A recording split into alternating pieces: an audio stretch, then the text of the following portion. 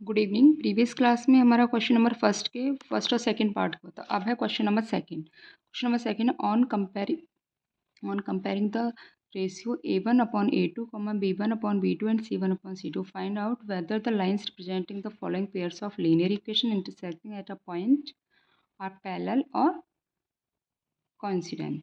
Okay, तो हमें ये लीनियर इक्वेशंस दी हुई हैं, इन्हें इस रेशियो की हेल्प से हमें बताना है कि इंटरसेक्टिंग है या फिर पैरेलल है या फिर कोइंसिडेंट। क्लियर? सो क्या होती थी?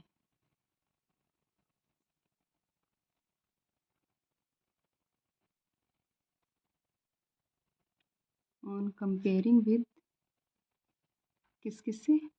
A1x plus B1y plus C1 equal to 0 and A2x plus B2y plus C2 equal to 0। दोनों इक्वेशंस को रेस्पेक्टिवली कंपेयर करो।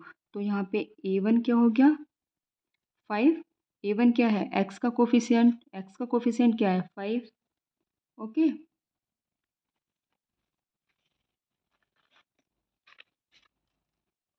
एंड B1 क्या हो गया? -4। C1 क्या हो गया? 8। एंड इसको इससे कंपेयर करो। A2 क्या है? x का कोफिशिएंट मतलब 7। B2 क्या है? 6 y का कोफिशिएंट एंड C2 क्या है? -9। ओके, अब रेशियो निकालो A1/A2। A1/A2 क्या आएगा?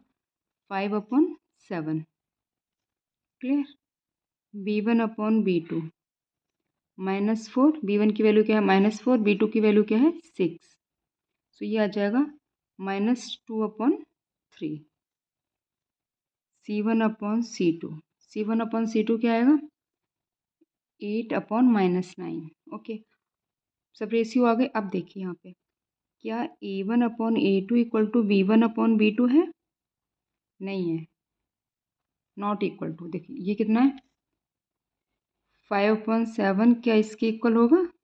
नहीं होगा, नेवर। ठीक है, सो जब A1/A2 is not equal to B1/B2 आता है तो लाइन्स क्या? ये देखिए, ये कंडीशंस थी ना कुछ।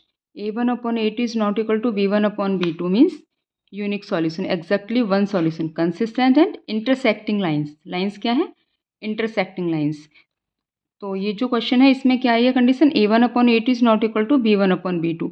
आगे हमें C1/C2 चेक करने की जरूरत ही नहीं है। जब हमारी फर्स्ट कंडीशन यहाँ पे पास हो रही है तो हमें C1 C2 चेक करने की जरूरत नहीं। अगर ये इक्वल आ जाती तब हम C1 C2 पे जाते। ठीक है, जब ये इक्वल नहीं है मतलब इंटरसेक्टिंग लाइन्स हैं। क्लियर? सो यहाँ पे लिख दो pair of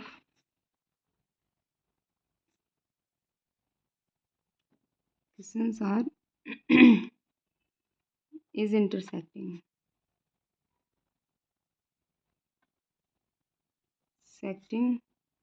eight a point. एक पॉइंट पे इंटरसेक्ट करेंगे। क्लियर? सेम सेकंड वाला करेंगे। इसमें क्या है?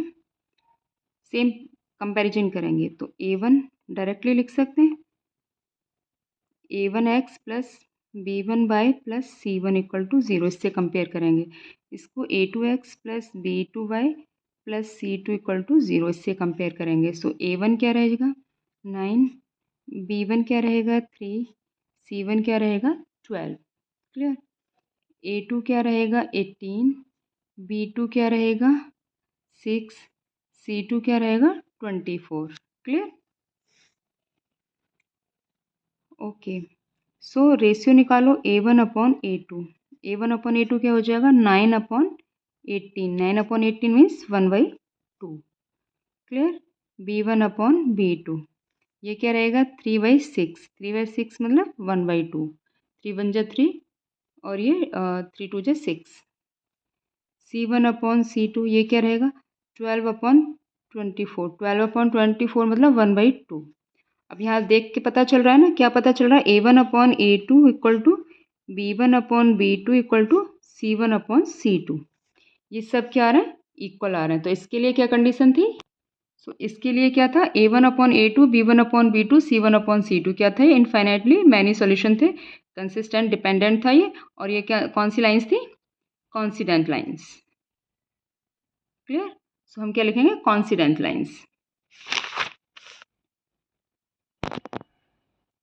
सो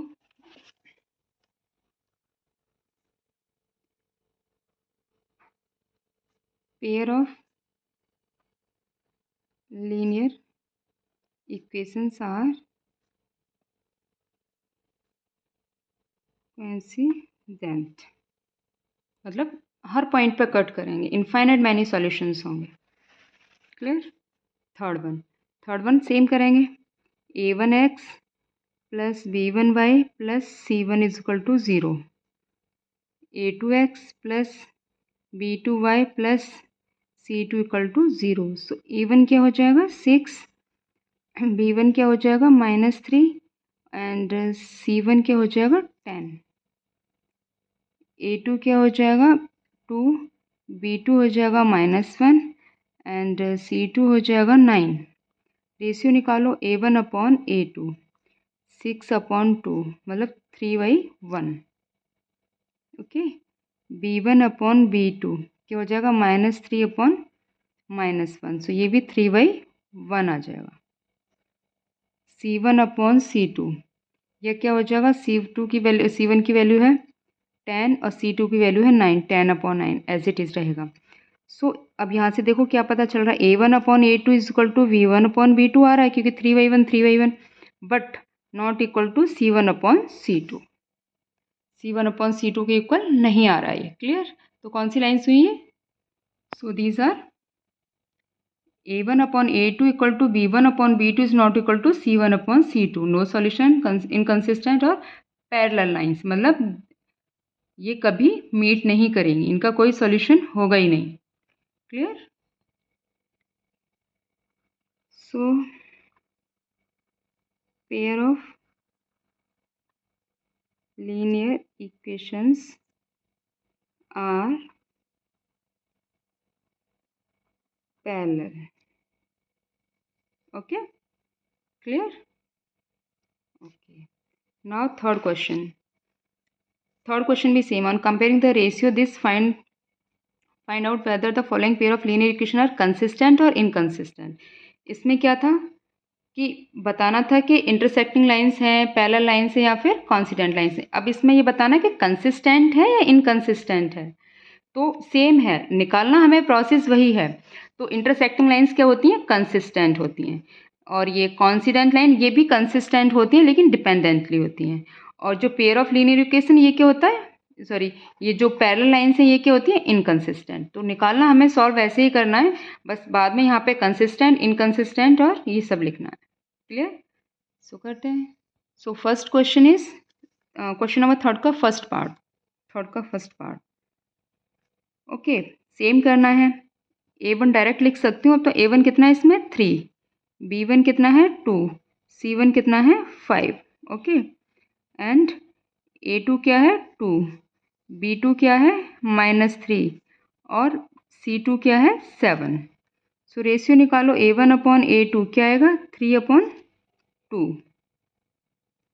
B1/B2 क्या आएगा 2/-3 या फिर -2/3, C1/C2 क्या आ रहा है 5/7। क्लियर। तो अब यहाँ पे रेशियो क्या आ रहा है, A1/A2 is not equal to B1/B2। जब ये दोनों इक्वल नहीं आ रहे तो आगे चेक करने की जरूरत नहीं है। तो लाइंस कैसी हो गई, इंटरसेक्टिंग एट अ पॉइंट। जो इंटरसेक्टिंग लाइंस होती हैं वो कैसी होती हैं, consistent. Clear. So solution is consistent, मतलब एग्जिस्ट करेगा सॉल्यूशन। क्लियर। ये देखिए इस तरह का होता है, तो कंसिस्टेंट, कंसिस्टेंसी में क्या होता है, कंसिस्टेंट इंटरसेक्टिंग लाइंस। जब A1/A2 is not equal to B1/B2 means consistent. Clear. So solution of linear pair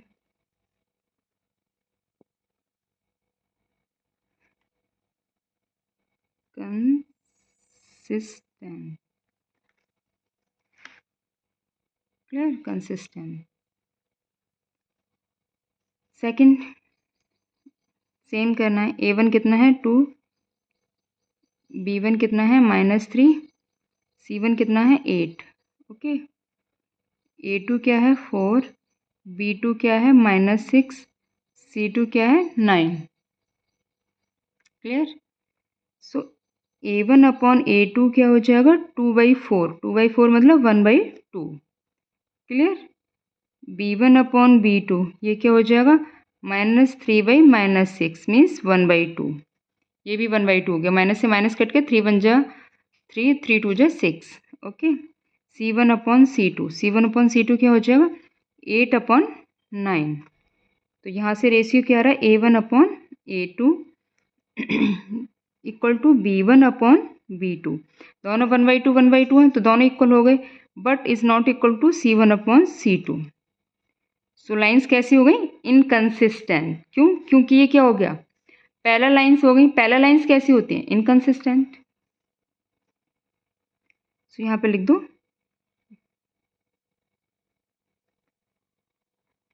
inconsistent. Clear. Same ये वाला, यहाँ पे A1 की वैल्यू क्या है 3/2, B1 की वैल्यू क्या है 5/3, C1 की वैल्यू क्या है 7, A2 की वैल्यू क्या है 9, B2 की वैल्यू क्या है -10, C2 की वैल्यू क्या है 14। क्लियर। रेशियो फाइंड करो A1 upon A2, A1 upon A2 क्या हो जाएगा 3/2/9, राइट। सो ये इसे ऐसे लिख सकते हैं 3/2 इंटू 9, तो 3 3 ज़ा 9, सो 1/6। यहाँ पे 1 रह गया, 3 2 ज़ा 6 हो गया। क्लियर।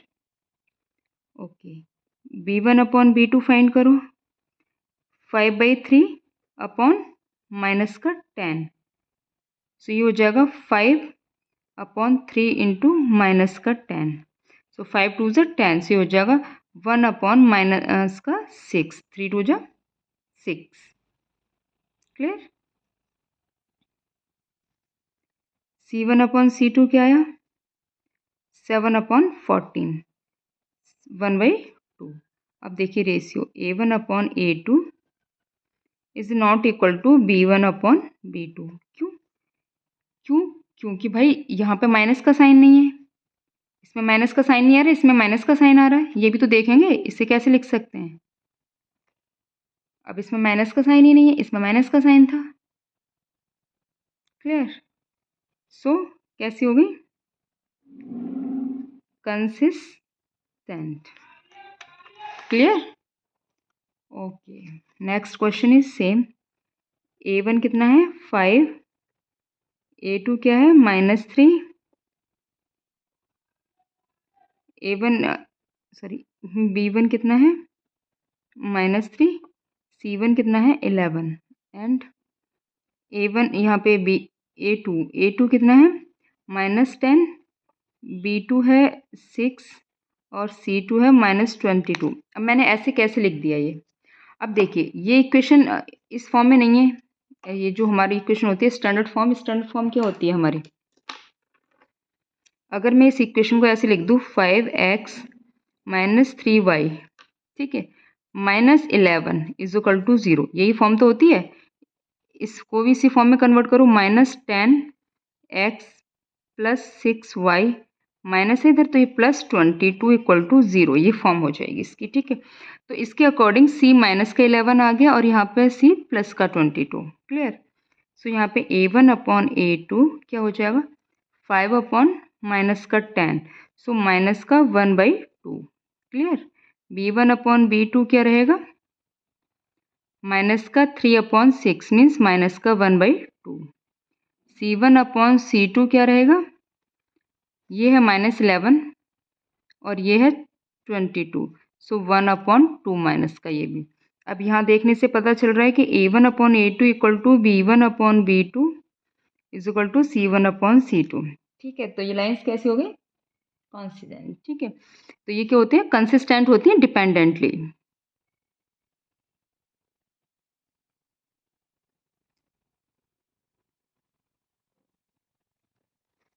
ओके, ये कौन सी होती है? जिसके इनफाइनाइट मैनी सॉल्यूशंस होते हैं। क्लियर? ये है लास्ट क्वेश्चन इसका। फिर क्वेश्चन नंबर 4 आएगा। A1 कितना है? 4/3। B1 कितना है? 2। C1 कितना है? 8। एंड A2 क्या है? 2। B2 क्या है? 3।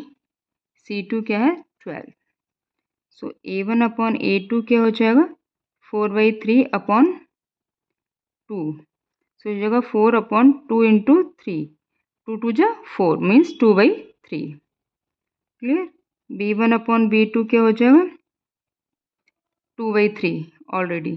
C1 अपॉन C2 क्या हो जाएगा?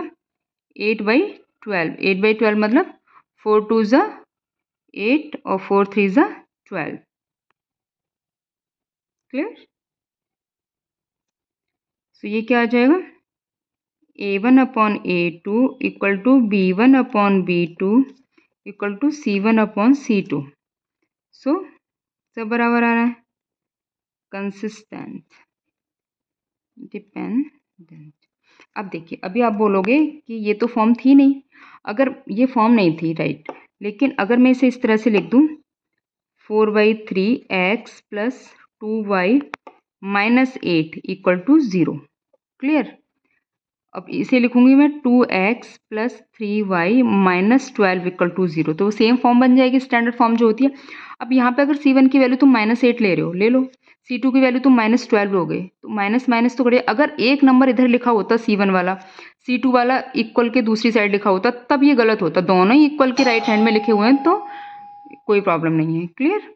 सो इसे ईजिली हम सॉल्व कर सकते हैं। तो या तो हम इसे नेगेटिव साइन लो तो तब भी कोई इशू नहीं है, नेगेटिव भी ले सकते हो, चाहो तो नेगेटिव ले लो, ये पॉजिटिव ले लोगे तब भी कोई इशू नहीं है। ओके, सो ये माइनस माइनस दोनों फिर भी ये 2/3 आएगा। So it consistent dependent. Clear? Okay, next class में हम करेंगे क्वेश्चन नंबर 4। Thank you.